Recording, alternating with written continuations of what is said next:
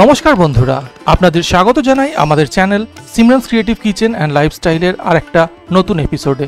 আজকের এপিসোডে আপনাদের জন্য নিয়ে এসেছি একটা হারিয়ে যাওয়া দিনের রেসিপি, লাউ পাতা চিংড়ি বা লাউ পাতা চিংড়ি ভাপা। এই লাউ পাতা চিংড়ি খেতে যতটা সুস্বাদু, তৈরি করা ঠিক ততটাই সহজ।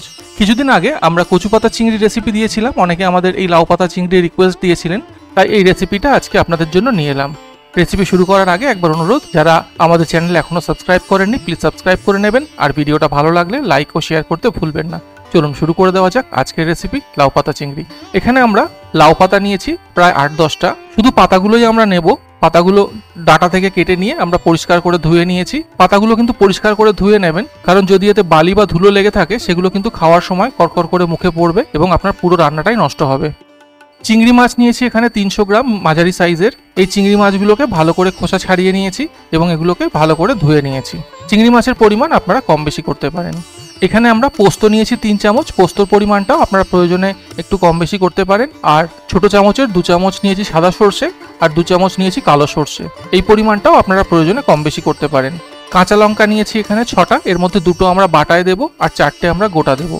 আপনারা যে পরিমাণ ঝাল খান সেই অনুযায়ী কাঁচা লঙ্কা ব্যবহার করবেন। এখানে আমরা নারকেলের দুধ নিয়েছি 3 চামচ মতো। এটা আমরা যে রেডিমেড নারকেলের দুধ পাওয়া যায় সেটাই ব্যবহার করেছি। আপনারা চাইলে নারকেল কোড়াকেও পেস্ট করে ব্যবহার করতে পারেন। প্রথমেই আমরা লাউ পাতাগুলো কুচো কুচো করে কেটে নেব। গোড়ার দিকে যে শক্ত ডাঁটাটা থাকে প্রথমে সেটা বাদ দিয়ে দিচ্ছি, তারপর এগুলোকে কুচো কুচো করে আমরা কেটে নেব।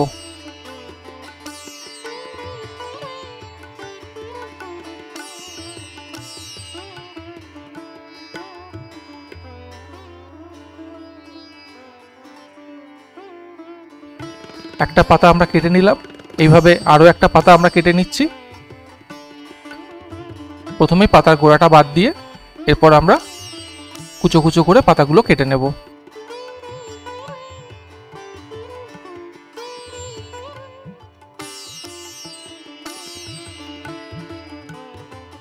এইভাবে আমরা সব পাতাগুলোকেই কুচো কুচো করে কেটে নেব। সব পাতাগুলো আমাদের কেটে নেওয়া হয়ে গেছে। আপনারা চাইলে পাতাগুলো আরও কুচো কুচো করতে পারেন অথবা এরকমই রাখতে পারেন।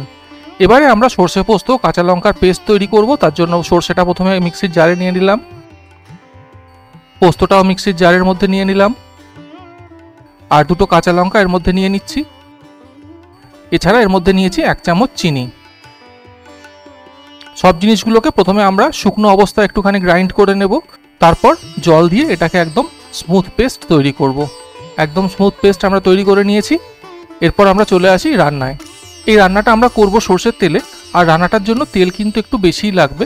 প্রথমে আমরা চিংড়ি মাছ ভাজার জন্য কড়াইতে তেল নিচ্ছি। তেলটা আমরা খুব ভালো করে গরম করে নেব। তারপর গরম তেলের মধ্যে দিয়ে দিলাম 1 চামচ নুন ও 1 চামচ হলুদ গুঁড়ো। নুন ও হলুদ গুঁড়োটাকে তেলের সাথে মিশিয়ে নিচ্ছি। এরপর আমরা চিংড়ি মাছগুলো তেলের মধ্যে দিয়ে দিচ্ছি ভেজে নেওয়ার জন্য। 2 মিনিট মতো আমরা চিংড়ি মাছগুলো গরম তেলে ভেজে নেব, যতক্ষণ না চিংড়িটার একটু কালার চেঞ্জ হয়ে আসছে।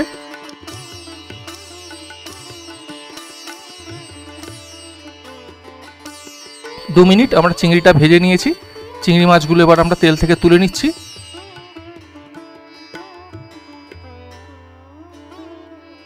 চিংড়ি মাছ ভাজা তেলেই আমরা আরেকটু তেল দেব। প্রথমে বলেছিলাম যে এই রান্নাটায় তেল একটু বেশি লাগে। তেলটা দিয়ে তেল গরম হয়ে গেলে এর মধ্যে দিয়ে দিচ্ছি ছোট চামচের 1 চামচ কালো জিরে। কালো জিরেটা একটু সময় তেলে নাড়াচাড়া করে নেব।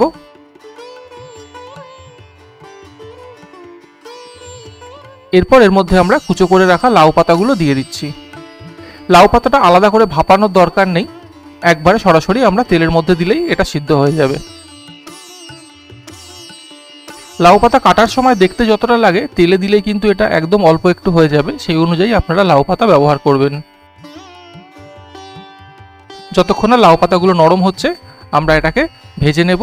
তারপর এর মধ্যে আমরা সর্ষে পোস্ত কাঁচা লঙ্কার যে পেস্টটা তৈরি করে রেখেছিলাম সেটা দিয়ে দিচ্ছি। গ্রাইন্ডিং জারটা ধুয়ে একটু জলের মধ্যে দিয়ে দিলাম।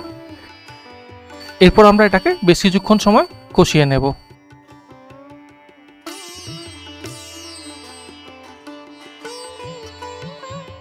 রান্নাটা থেকে তেল আলাদা হতে শুরু করেছে, আরও একটু সময় আমরা এটাকে কষাবো। এরপর এর মধ্যে আমরা দিয়ে দিচ্ছি নারকেলের দুধ। আপনারা যদি নারকেল কোড়া ব্যবহার করেন সেক্ষেত্রে নারকেল কোড়াটা সর্ষে পোস্তর সঙ্গে একসাথে পেস্ট করে ব্যবহার করতে পারেন। এই নারকেলের দুধটা দিলে কিন্তু রান্নাটাতে একটা দুর্দান্ত টেস্ট আসে। নারকেলের দুধটা দিয়ে বেশ কিছুক্ষণ সময় আমরা এটাকে কষিয়ে নেব।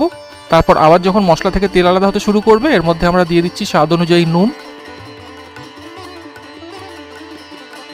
সামান্য একটু দেবো হলুদ গুঁড়ো, আর সামান্য একটু দেবো কাশ্মীরি লঙ্কার গুঁড়ো। সব কিছু ভালো করে মিশিয়ে নেব এবং এটাকে আমরা কষাতে থাকবো যতক্ষণ না এটা বেশ শুকনো শুকনো হয়ে আসছে।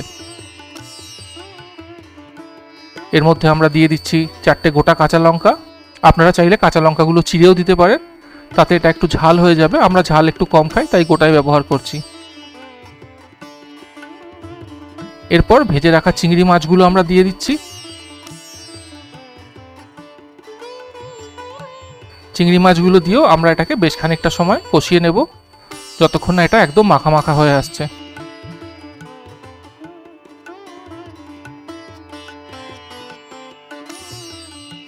নুন একটু কম হয়েছিল, তাই আরেকটু নুন দিলাম।